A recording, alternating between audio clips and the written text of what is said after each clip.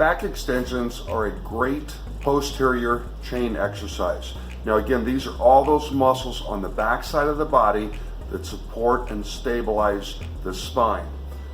When doing the back extensions, I highly recommend to start on a 45-degree bench, as you'll see in this video. Now it's a little easier to do, a little bit less stress on the body, so this is kind of the beginning phase. Get started there. It's important also to kind of revert back to the RDL.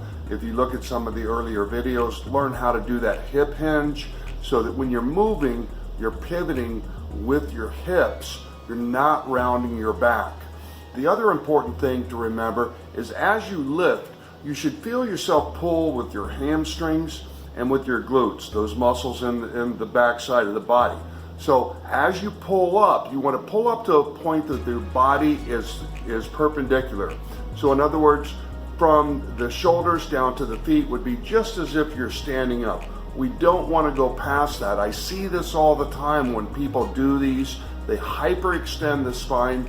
That's almost just as bad as rounding your back and placing stress on it. We want to pivot again at the hips, keep the spine stable, make sure the core is doing the support, and you'll get a lot of benefit from that.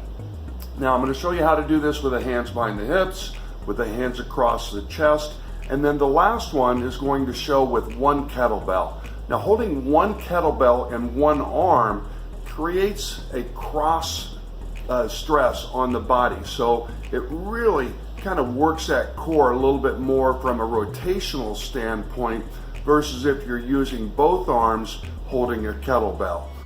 I'm going to go through the back extension on the 45-degree bench.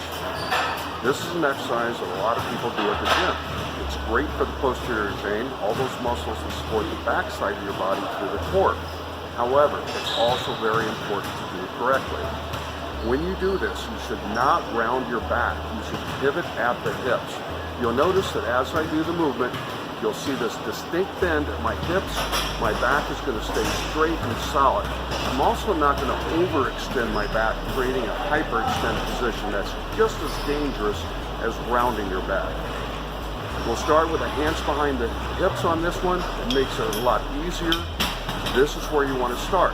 Now, you'll also notice that when I position myself, the bench is right at the crease of my hips. It allows me to bend down as far as I can and then pull myself up to that erect position.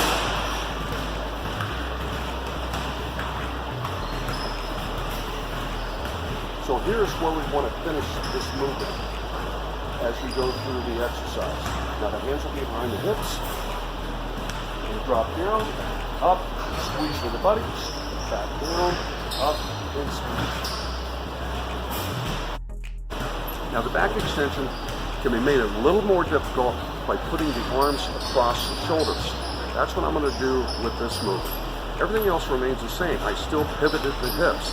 I still come up to that full erect position without hyperextending. I'm focusing on squeezing with the buttocks and pulling from the hamstrings and keeping that lower back really solid and stable so that all the pivot again is in the hips.